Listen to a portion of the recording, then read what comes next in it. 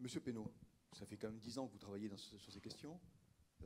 Guichet unique, choc de simplification, communauté de travail, ça vous interpelle est-ce que vous voyez les choses dans ce sens-là aussi?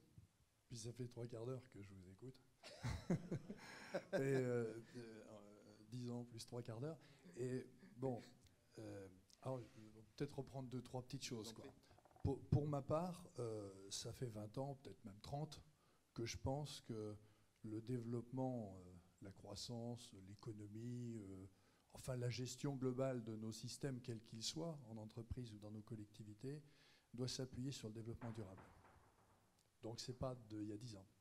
Et finalement, le développement durable, dans nos collectivités, on va venir à la communauté de communes, ou dans nos communes, ou dans nos villes, ça a été quand même depuis 10 ans ou 15, ça fait peut-être 15 ans qu'on utilise le mot, largement peut-être maintenant. Au début, on parlait surtout du mot, il n'y avait pas beaucoup d'actions qui allaient derrière. Et le développement durable, souvent,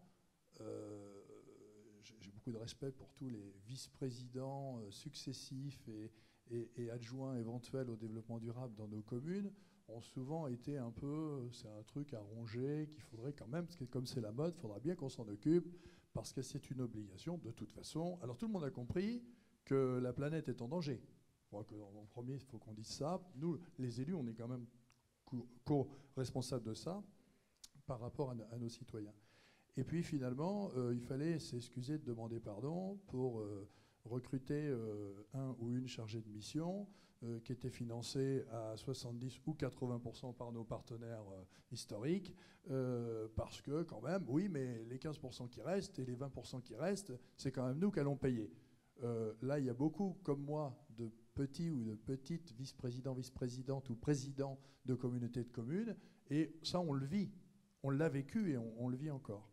Et finalement, alors j'entends dans ces rencontres, mais j'entends aussi ce matin dans les restitutions tout à l'heure aussi, que finalement tout converge, et réciproquement, vers toutes les compétences qu'on a. C'est-à-dire que la transition énergétique, le développement durable avec son pilier environnemental, mais aussi social et économique, puisqu'on en a parlé aussi et on ne peut pas s'en détacher, finalement concerne chez nous, quand on va faire la transition énergétique, on est sur le tourisme, on est sur l'économie, on est sur l'emploi, on est sur la gestion de nos déchets, on est sur toutes nos politiques.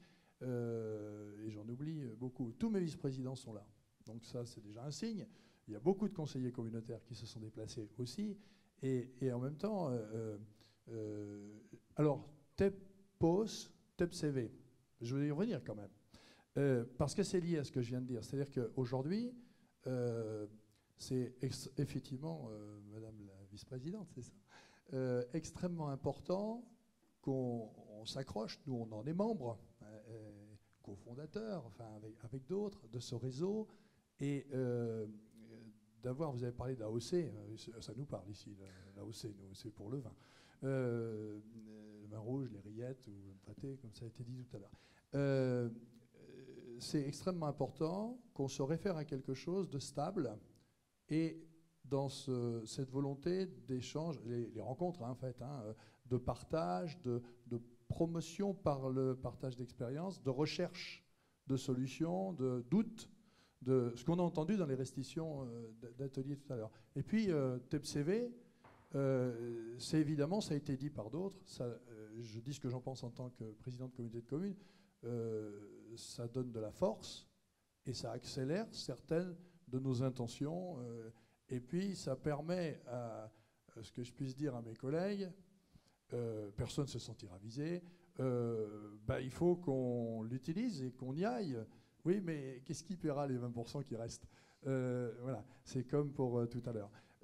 Et donc TEPCV, quelque part, c'est intéressant parce que ça accélère les choses, ça donne une impulsion plus large encore, pourvu qu'on reste en phase avec l'authenticité de la démarche et qu'on ne perde pas au passage.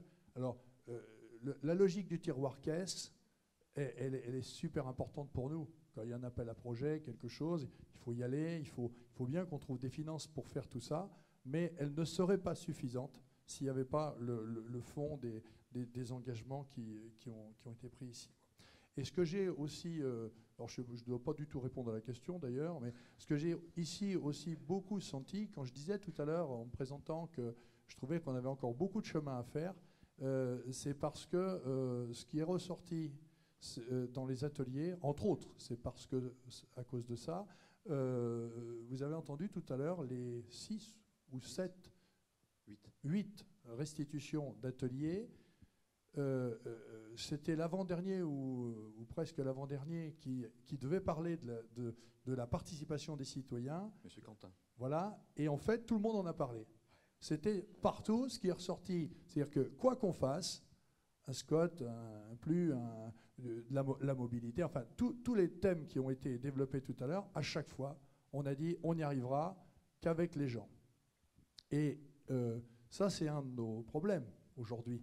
Parce que nous, c'est là où je relativise un peu, mais bon, je suis d'un naturel optimiste, mais c'est justement pour accepter de voir nos défauts, pour s'améliorer.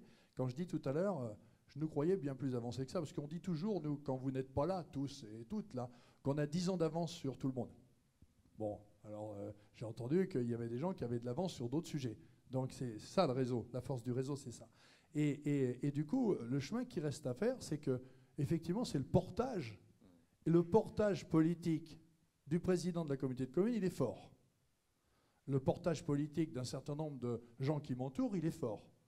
Mais le portage politique de la totalité de mes 63 délégués communautaires, et ils ne m'en voudront pas, ceux qui sont là d'abord, ceux qui sont déjà plus concernés, il est déjà pas tout à fait aussi fort.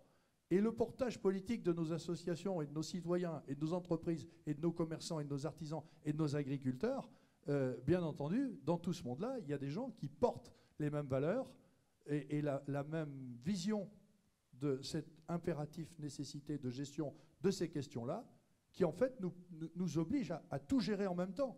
C'est-à-dire qu'on ne va pas gérer que des éoliennes et des champs solaires. On est en train de gérer les ressources de notre territoire en euros, en même temps qu'on est en train de gérer la sauvegarde de notre territoire ou de nos agricultures, pas en luttant contre le réchauffement climatique. Et en même temps qu'on est en train de gérer, je vois le président de l'Office du tourisme et toutes les grandes questions. Et j'y mets même la culture. Et voilà. Donc, du coup, je ne sais même plus la question que vous m'avez posée, mais j'avais envie de dire ça.